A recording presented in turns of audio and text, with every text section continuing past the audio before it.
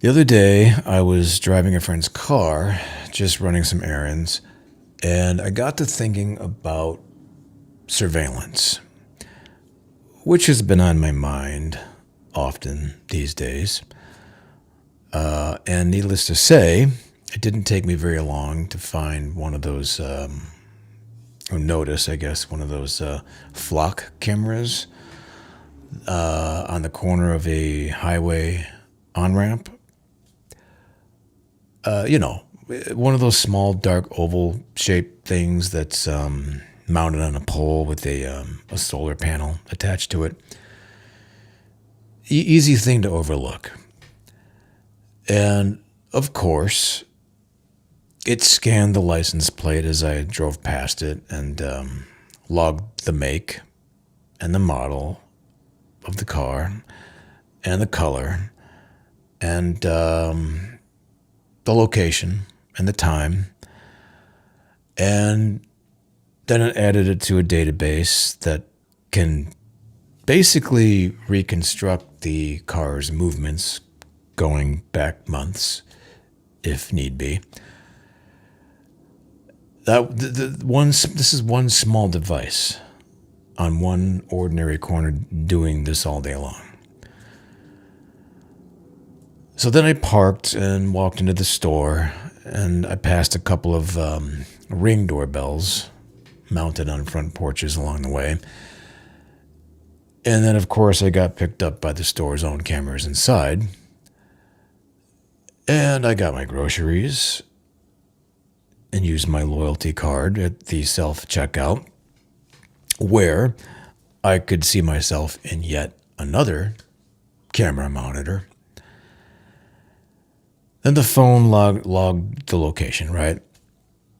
So on the way back, I got an ad on my phone for something that was related to what I just bought. And the weird part about all of this is that none of it felt particularly weird, actually. But then when I thought about it for a good 10 seconds, I realized that it absolutely should feel weird.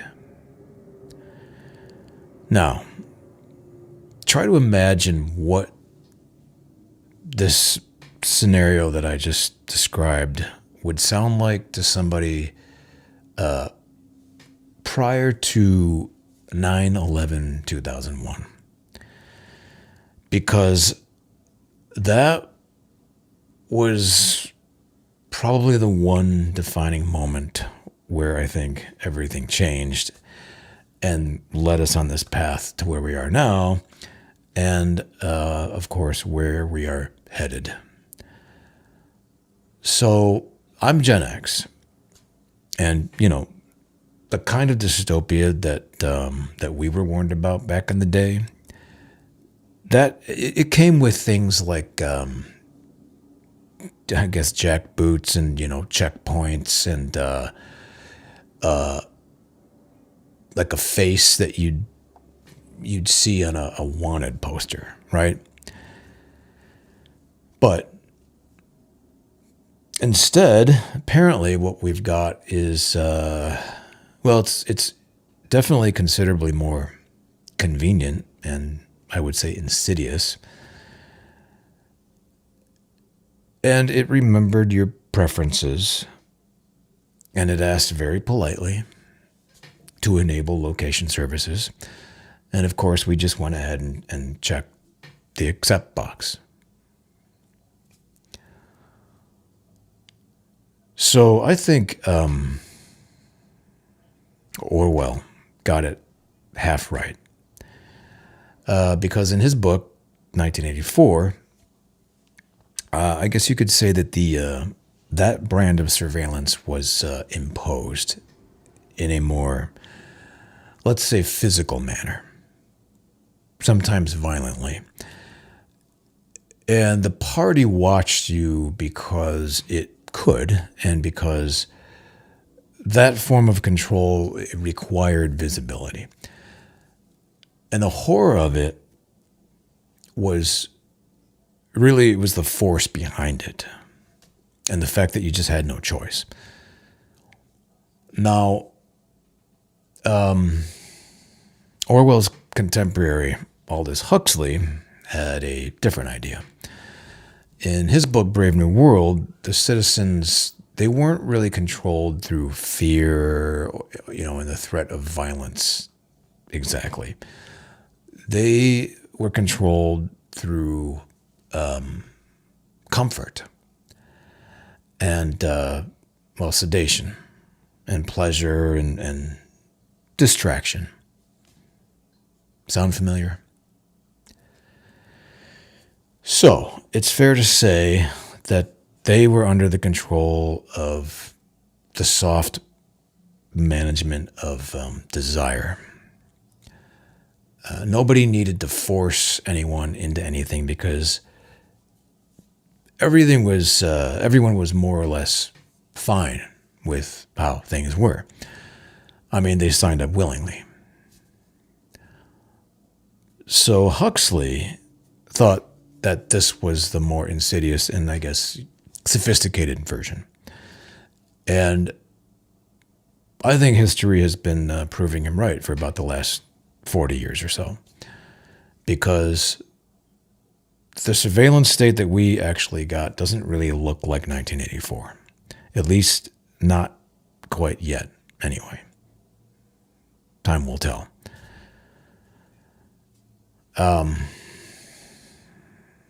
But presently, we don't have armed helicopters, or I guess now it would be drones, approaching everyone's windows and spying on us.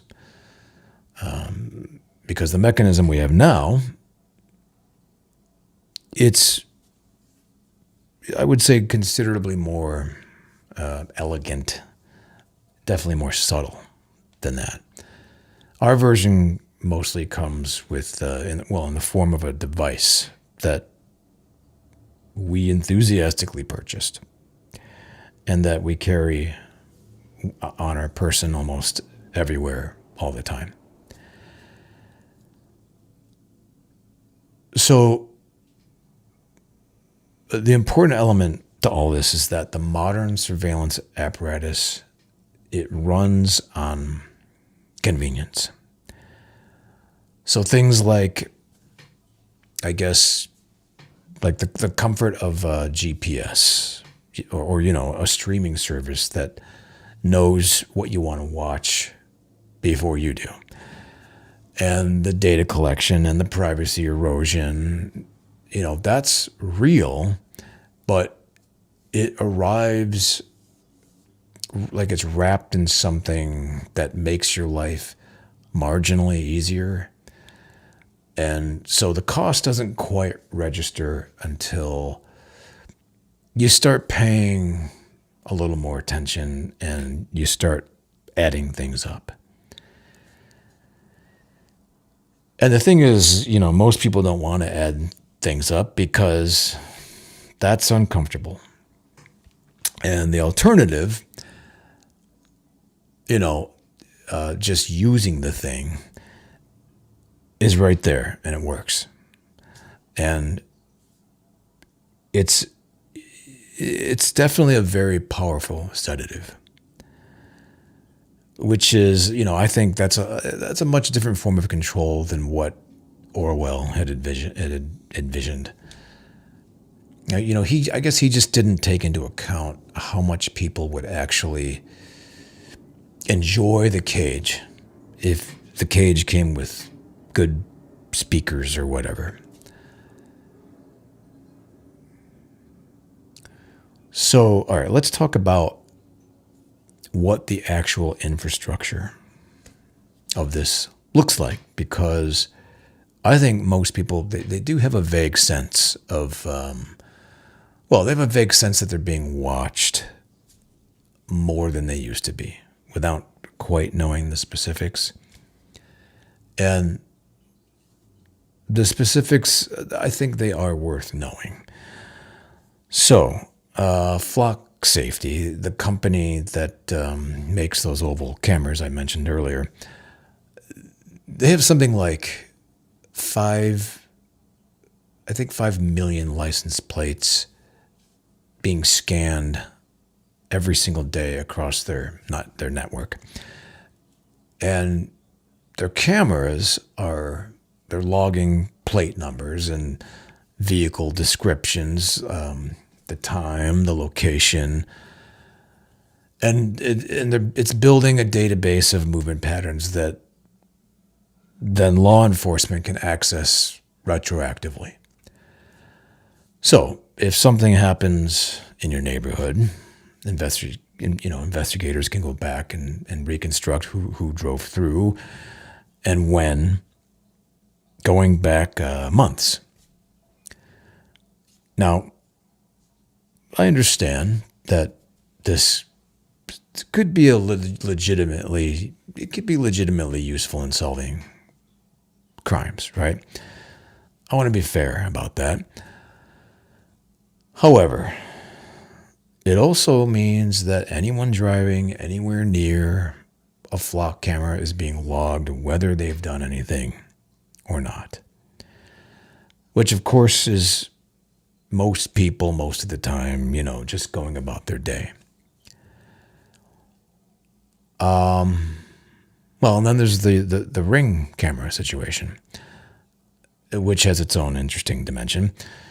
So, Amber's Ring network has partnered with thousands of police departments across the country, which allows law enforcement to request footage from homeowners' doorbell cameras. And a lot of homeowners just, hand it over. No questions asked, right? Which I guess makes some sense from an individual perspective. I mean, you want to be helpful and you want to feel safe, but the aggregate effect here is a privately owned, community-operated surveillance network that's covering residential streets pretty much across the country. And nothing says neighborhood watch like everyone filming each other from their front porches and uploading it to a server somewhere in Northern Virginia. And I think what is suspiciously interesting about both of these systems is they didn't require any government mandate. Nobody passed a law requiring citizens to install surveillance cameras in their houses. People just bought them voluntarily because they wanted to see who was at the door and, or because the package theft was getting out of control. Or who knows, maybe their insurance company offered a discount or something.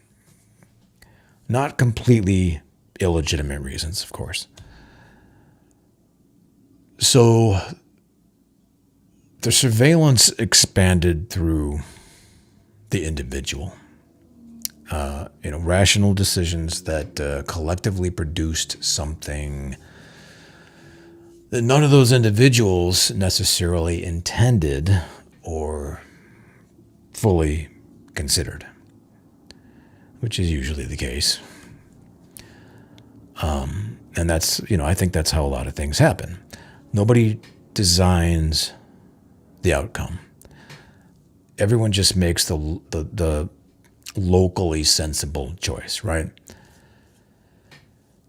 And then one day, what happens is you look up and the infrastructure is just there, covering everything.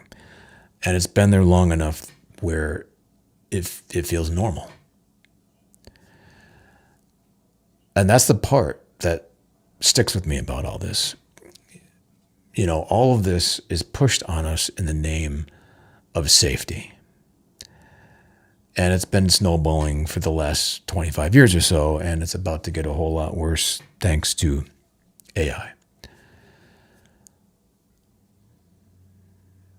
All right, so if the camera's outside, I guess So the outside cameras, that's one thing, right? But the device that's in your pocket or in the palm of your hand, that's something else entirely. Because the phone, it's not just tracking your location. It's building a behavioral model of you. So what you look at, how long you look at it, what you search for at 2:30 a.m. when you can't sleep, what you almost bought and then didn't, what topics make you stop scrolling.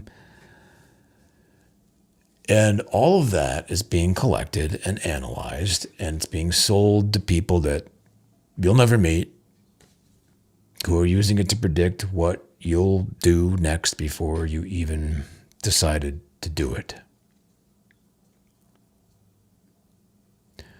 I mean, there are companies right now their business model is buying and selling this data brokers. And most people have never heard of them, which is more or less how they prefer it, not surprisingly.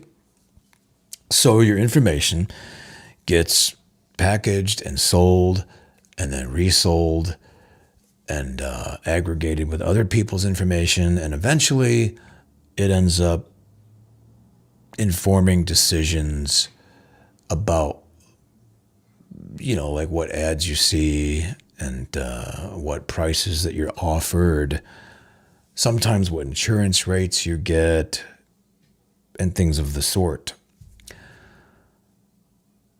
So you're really no longer a person with a phone. You are a behavioral pattern with a purchase history and an emotional profile.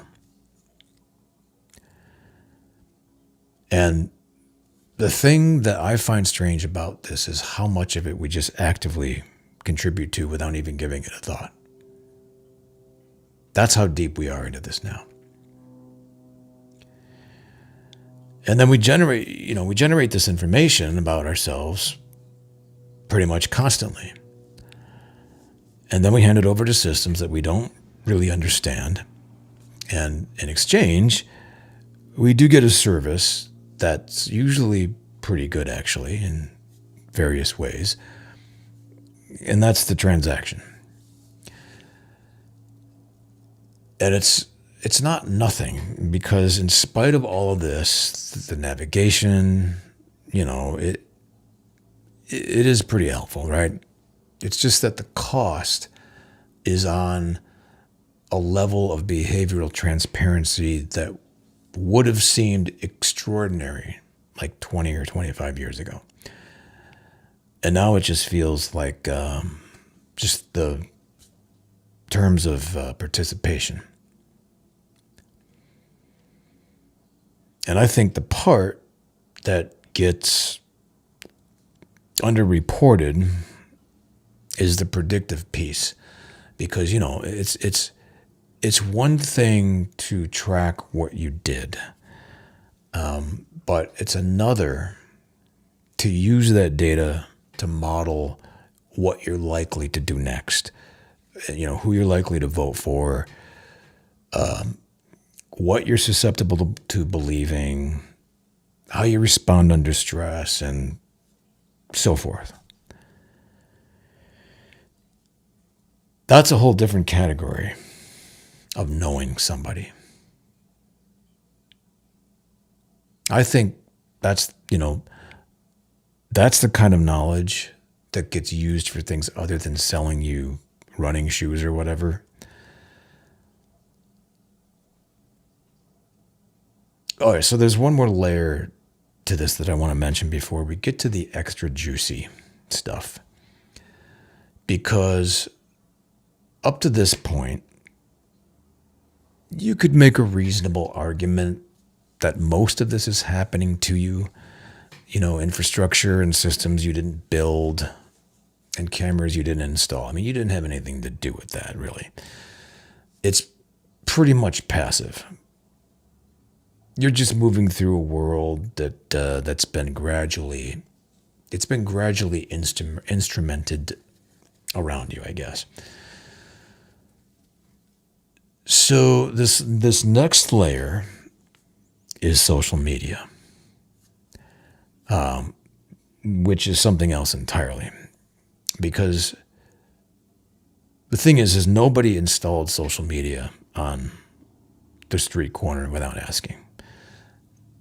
People signed up voluntarily and then started documenting their lives in a level of detail and transparency that honestly, it would have made a Soviet era surveillance agency emotional with gratitude.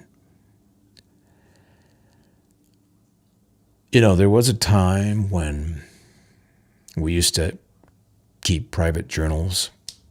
I mean, I kept journals for over 20 years, but now we live in an age where people post nervous breakdowns online with sponsored links underneath them. So, yeah, we have an audience now. And I understand why people do it. It's just that at some point, I think the line between living your life and producing content about your life, that line starts to get blurry. And I think once that happens, you start to lose track of which one is real, the real activity, and which one is the documentation of it. Which is, I think, that's exactly what the platforms were designed to achieve. All right, this is where things start to get interesting. And by this, I mean the kind of interesting that makes you want to go live in a cabin somewhere and just figure out how to live off the land. I'm starting to wonder if the Amish and the Mennonites are some of the only organized communities in the U.S. that are going to survive outside of this rising technocracy. Yeah. So you've probably heard about the digital ID systems that are starting to roll out across various countries. So this is a system where your identity, basically it gets consolidated into a single digital credential. So ultimately you have one thing instead of a wallet full of things, full of cards. And yes, that does probably sound efficient and streamlined and sensible. But, the issue with this is that a single digital credential also means a single point of control. And that is a single point through which access can be granted or revoked automatically.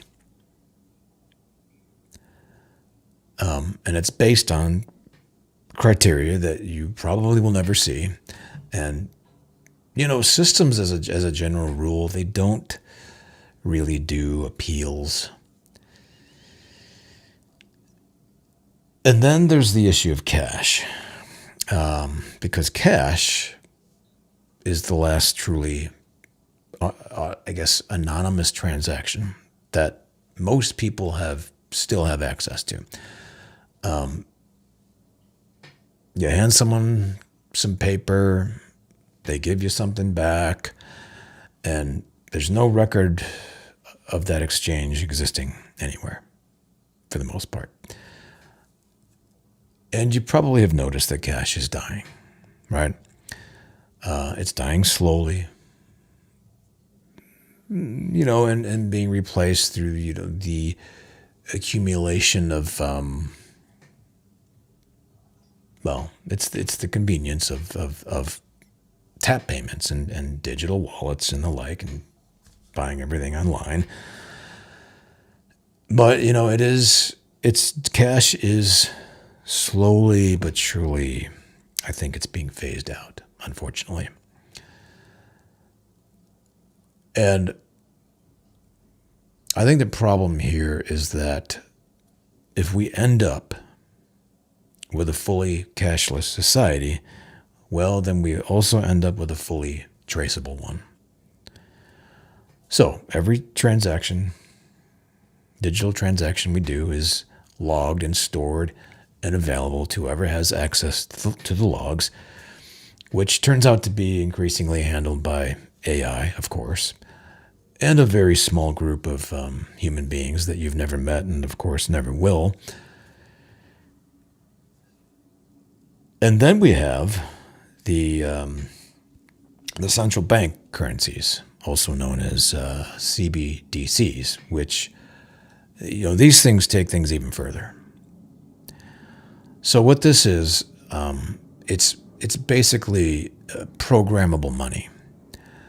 It's currency that could theoretically be restricted based on how it's spent or where it's spent or by whom. So this could depend on your status, your income, your age, your race, your location, your background, and so forth. And this is not a fringe theory. This is a feature that the central banks have openly discussed and, are considering as a design possibility. Just something to ponder over. And then I guess we should talk about vehicles for a minute, because the thing with modern cars, with all the computer chips now, they're basically like smartphones on wheels at this point. And they do quite a lot of data collection. But, even more than this, some manufacturers are already they've already been caught selling some of this behavior data to insurance companies without any clear disclosure. Shocking, right? But unfortunately, that is just the beginning. Because now we have these systems that are allowing remote disabling of a vehicle. Yeah. And, this whole trajectory toward cars that can be controlled or shut down externally, I realize that might sound like science fiction, but that's already showing up in the current technology. And I'm pretty sure that in the next couple of years, we're going to see this everywhere with new vehicles. And, when you think about this, it really brings into question the concept of ownership. Because if your vehicle can be controlled remotely and certain features can be disabled because you can't afford the subscriptions or something, do you really own that vehicle at that point?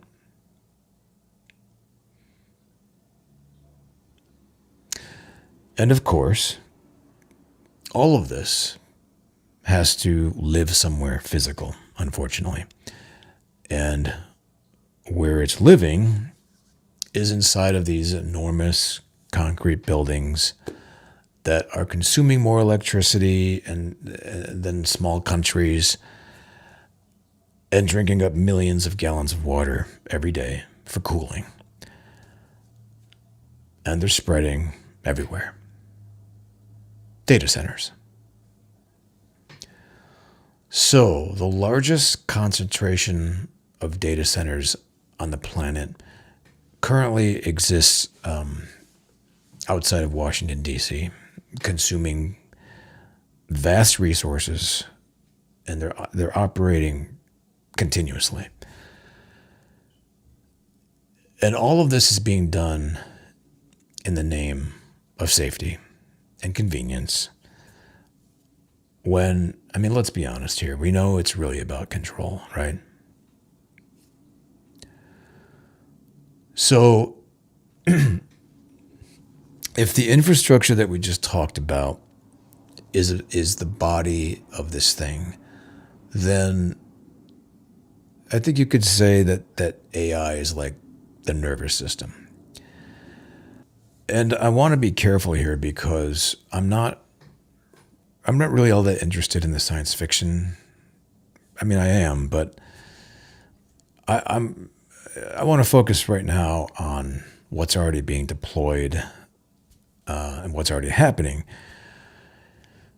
because really that's alarming enough without having to further embellish it. I mean, we've already got facial recognition running in airports and stadiums and casinos, and that's showing up like more and more in public spaces all the time. I mean, this is happening on like every other street corner in some places. And the accuracy rates, which that used to be a legitimate counter argument to all that, that's gotten good enough now where that's no longer a reliable defense. The system sees you, it matches you to a database, it logs the encounter. Now, whether you consented to being in that database, that's a whole separate question and a whole other issue.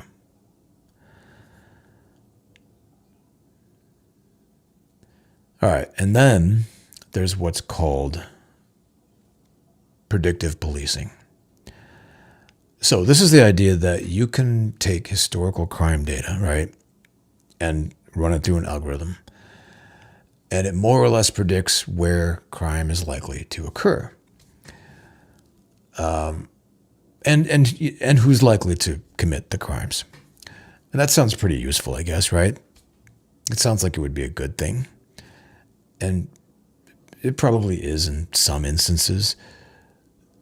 But then, upon further inspection, you start to realize that historical crime data contains historical bias.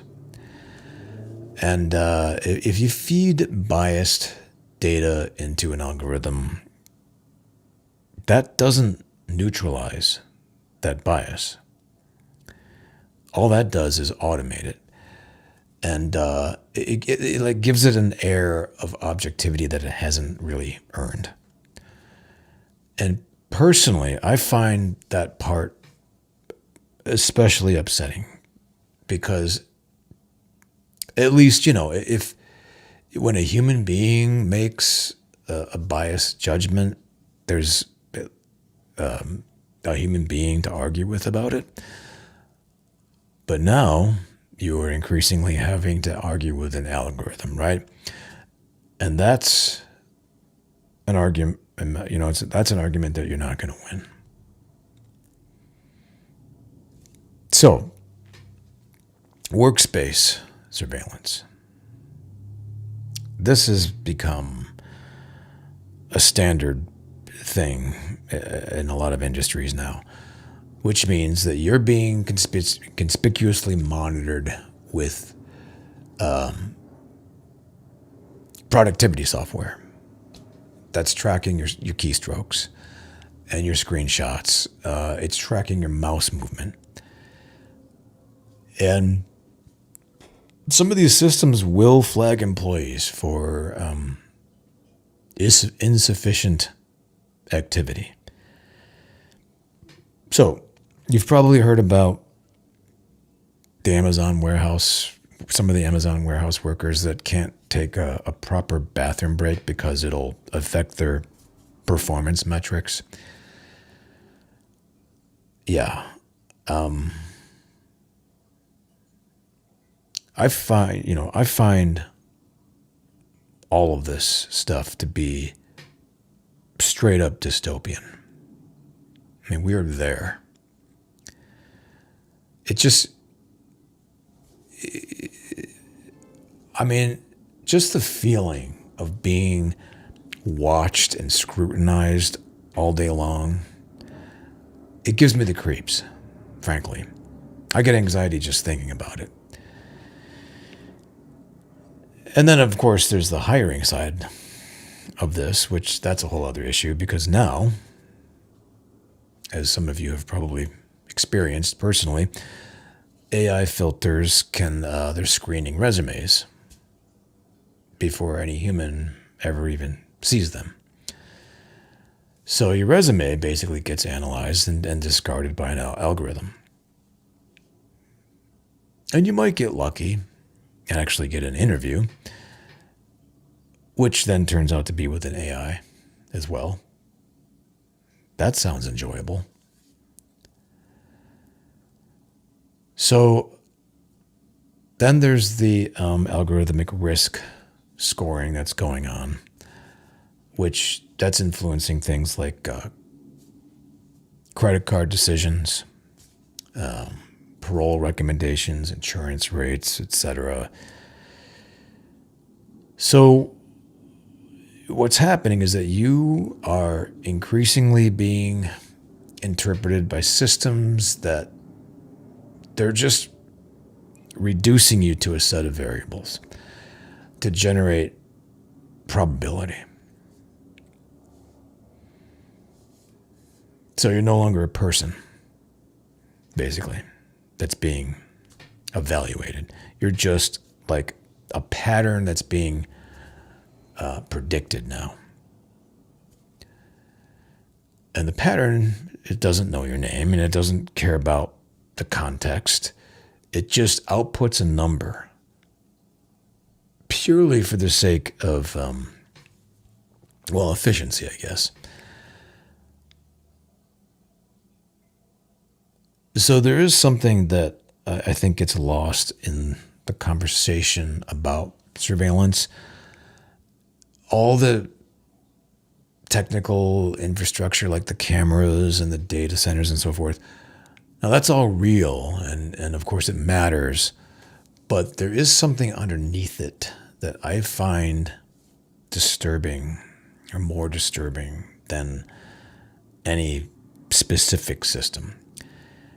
And it's what permanent observation does to a person from the inside. All right, so there's this idea that Michel Foucault wrote about where he took this 18th century prison design called the panopticon, which was like a circular building where the inmates they couldn't really tell if they were being watched at any given moment because of the design. And Foucault used this as a framework for understanding how modern power actually operates. So his argument being that you don't need to watch everyone all the time. You just need people to believe that they might be being watched. And so what happens is then they start basically doing the job themselves. And I think this is already happening outside of prisons currently, thanks to social media. Because we are curating ourselves now online, right? I mean, and we've been doing this for years at this point. I mean, people are editing themselves before posting something. And, we've done this so much now that it doesn't even feel like a performance anymore. So what this means is that you have essentially hired yourself. You've hired yourself as your own surveillance officer. And the watchtower doesn't need to be occupied anymore. And here's the thing, this isn't just happening online, because the surveillance has gone social now. Everybody has a camera in their pocket and an instinct to use it, right? I mean, we do this automatically. And what that's done to how people behave in person, this is something that I find slightly alarming. So recently I saw someone talking about, they were making the observation that people don't really dance anymore. Because, unless it's some horrific thing you see on TikTok. But they don't really dance anymore because dancing in public, well, that used to be a thing that it happened, and then it was over and gone. And if you danced badly, maybe you were temporarily embarrassed by it, right? For like a couple of days. No big deal. And nobody took any digital videos or photos and then posted them online for the world to ridicule. But now, that is our reality. Everything you do in public now is potentially seen by half the planet. And it's potentially permanent. So the risk calculation has immensely changed, right? And I think that that risk calculation is affecting more than just dancing. It's affecting how willing people are to be vulnerable and to do like uncertain and slightly embarrassing things that actual human connection usually requires. You can't really form a relationship without taking some social risks. And social risk taking, well, I mean, it gets a heck of a lot harder when the possibility of being recorded and judged is just, that's the reality now, right? It's almost unavoidable these days. So that's the thing about surveillance. It's not just about the state or the corporation watching you and building a behavioral profile. It's also the person across from you at the social function with their phone out. And it's the awareness that at any moment, whatever you're doing could become content. So what that's producing is a population that's getting better at performing and worse at actually being present to each other. And present to themselves, for that matter. Which I think, that's a pretty different kind of loss than what Foucault was writing about. And I find this realization to be, it's more concerning than the camera. Because cameras, well, you can at least sometimes see and theoretically avoid. But the internal version, that's invisible. And most people, they don't notice this moving until it's already been there for a while and rearranging the furniture, so to speak.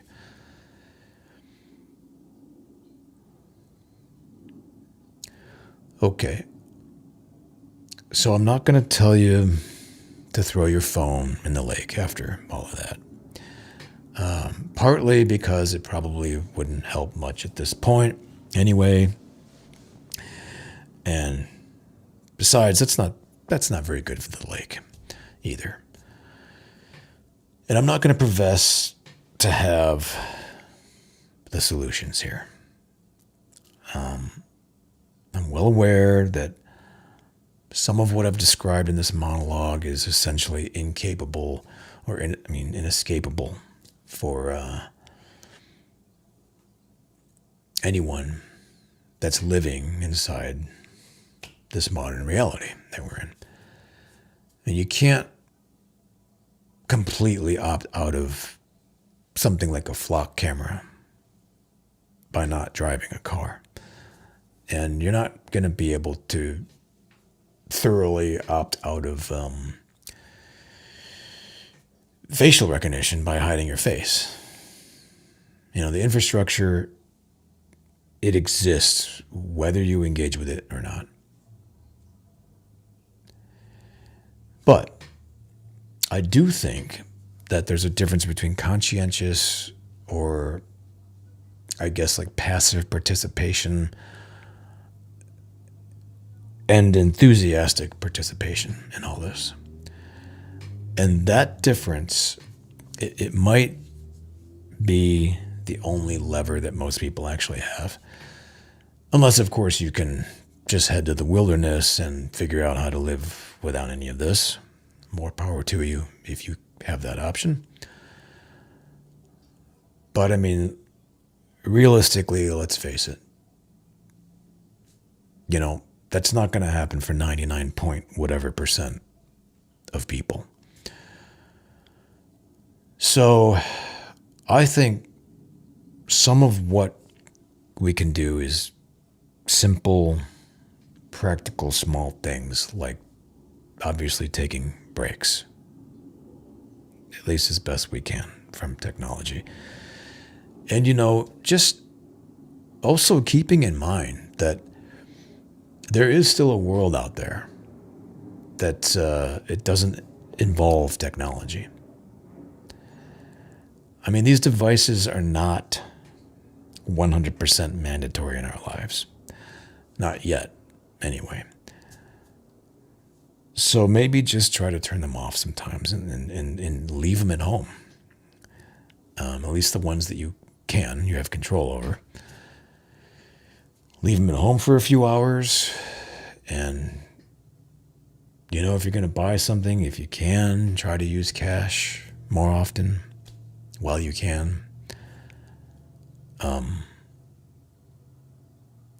maybe, I think, try to be a little bit more deliberate in what you actually document and what you just let be a moment that just belongs to you or the few people you're with.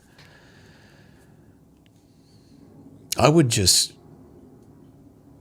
try to just let it be a practice of learning how to enjoy something in the moment and to let it go when that moment's over.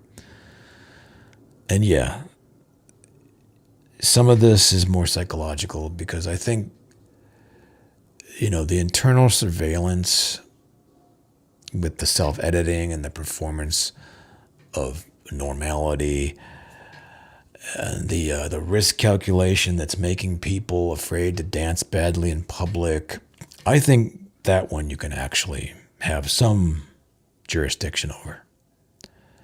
Not completely, but some, definitely some.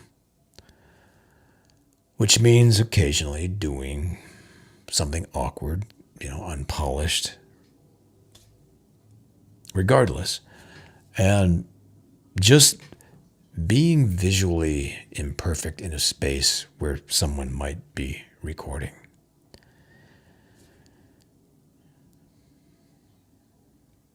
I think it's just a matter of being willing to partake in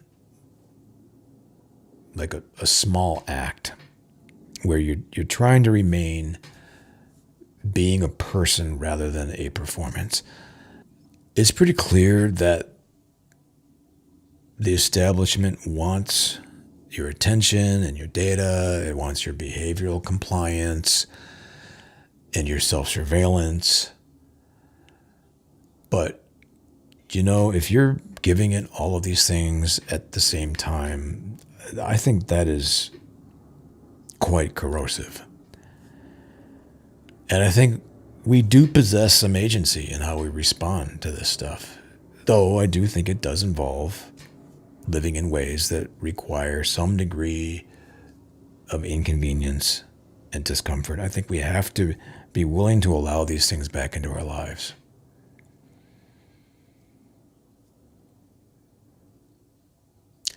All right. That's all I've got today. Thanks for listening.